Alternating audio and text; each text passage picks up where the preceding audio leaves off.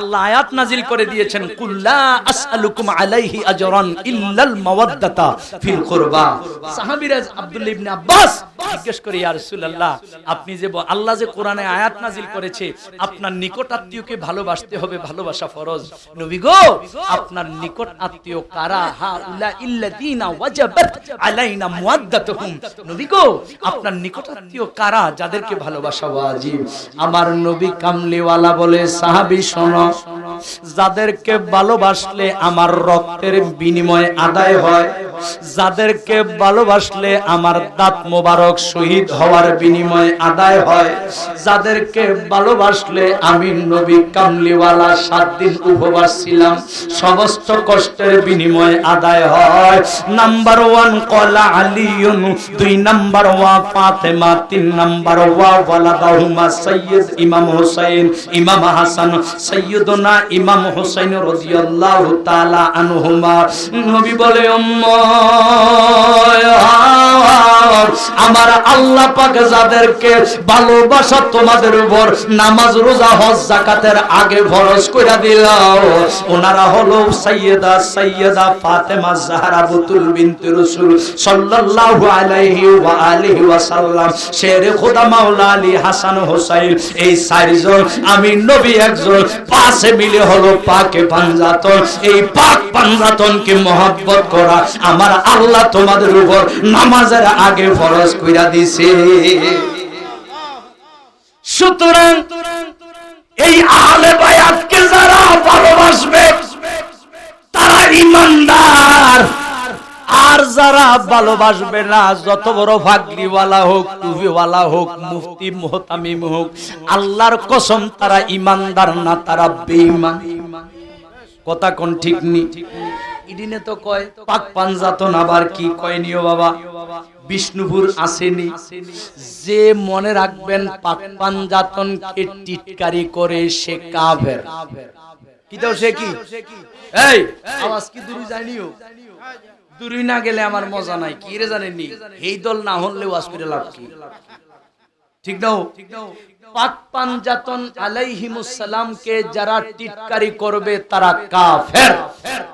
আলেমরা তো শুনতেছে, যদি তুমি প্রমাণ করতে পারো আমার কথা বলে আল্লাহর কসম জুতার বাড়ি খাইয়া স্টেজ থেকে যামু।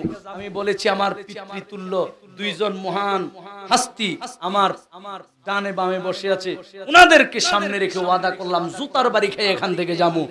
আর পাক পাঞ্জাতন যে জায়েজ বৈধ, এটা আমি যদি প্রমাণ করতে পারি, তোরে আমরা জুতা দিয়ে ফিরতাম না। আমি একটা চাই, আল্লাহ দোহাই, এতদিন পাক পাঞ্জাতনের দুশমনি করছত, আহলে বায়াতের দুশমনি করছত, আমি তোর জুতার ভিড়ার দরকার নাই। আমার দাবি কাল থেকে তুইও আমাদের মতো নবীর পাগলাদের মতো পাক পাঞ্জাতনের গোলাম হয়ে যাইতে হবে। ঠিক কিনা বলেন? পাক পাঞ্জাতন আবার কি? এই সূরা আহজাব, সূরার নাম কি? সূরার নাম কি? আয়াত নাম্বার 33। কত? ইন্নামা ইউরিদুল্লাহ লিইউযহিবা আনকুমুর রিজসা আহলাল বাইত ওয়া ইউতাহহিরাকুম তাতহীরা। আল্লাহ পাক বলেন, ইমাম নববী রাহমাতুল্লাহি আলাইহি এই আয়াতের তাফসীর করছেন। সূরা আহজাবের 33 নম্বর আয়াতের ব্যাখ্যা করছে ইমাম নববী রাহমাতুল্লাহি আলাইহি। তিনি কি বলেন? আর রিজসুন কাকে বলে এটার ব্যাখ্যা করেছেন তিনি, যে আল্লাহ পাক আহলে বায়াতকে লক্ষ্য করে বলছেন, নবী গো আপনার যারা আহলে বায়াত, এই আহলে বায়াতকে আমি আল্লাহ, দুনিয়ার মানুষ ধরেন আপনি শয়তানের ওয়াসওয়াসা থেকে মুক্ত থাকার দায়িত্বটা কিন্তু আপনার নিজের, নাকি আমনের বাহির? কথা কয় না। আমনে ধরেন শয়তানে ধোঁকা দিতেছে, জোহরের নামাজটা পড়িস না, এখন কি এটার থেকে কি আমনের বাহিনী রক্ষা করব না আমনেরে আমনে বাঁচাইতে হবে? নিজকে নিজেকেই বাঁচাতে হবে। আপনি অর্থাৎ যত অন্যায়, যত পাপ, শয়তানের ওয়াসওয়াসা, যত গুনাহ, সমস্ত গুনাহ থেকে মুক্ত নিজেকে রাখার দায়িত্ব নিজের। কিন্তু আহলে বায়াতের ক্ষেত্রে এটা না।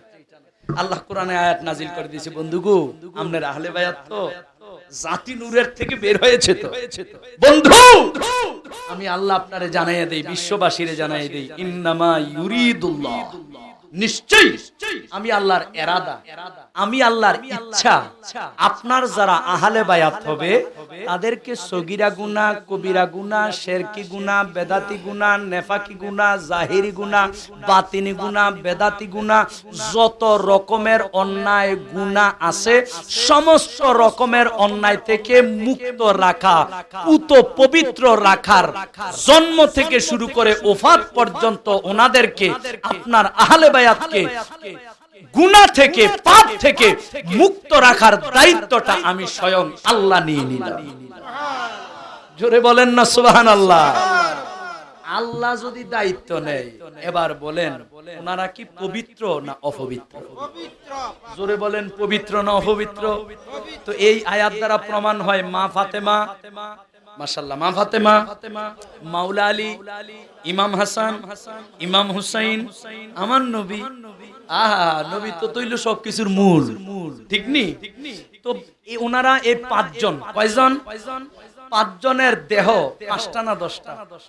মাশাআল্লাহ, পাঁচজনের দেহ কয়টা? পাঁচটা পবিত্র দেহ। পবিত্র না অপবিত্র?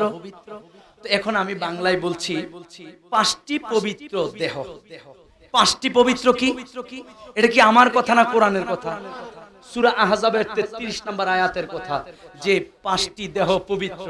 তো যেই কথাটা বাংলায় বলা জায়েজ হয়, ইংরেজিতে কি বলা এটা নাজায়েজ হবে? বাংলায় যেটা বলা জায়েজ হয় এটা কি উর্দুতে বলা নাজায়েজ হবে? বাংলায় বলা যেটা জায়েজ হয় এটা ফার্সিতে কি বলা নাজায়েজ হবে?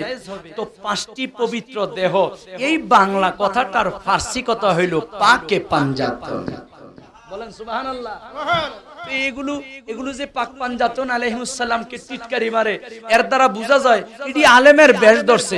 আসলে এটি লেখাপড়া নাই, লেখাপড়া থাকলে তো আগে বুঝতো যে পাক পাঞ্জাতনের অর্থ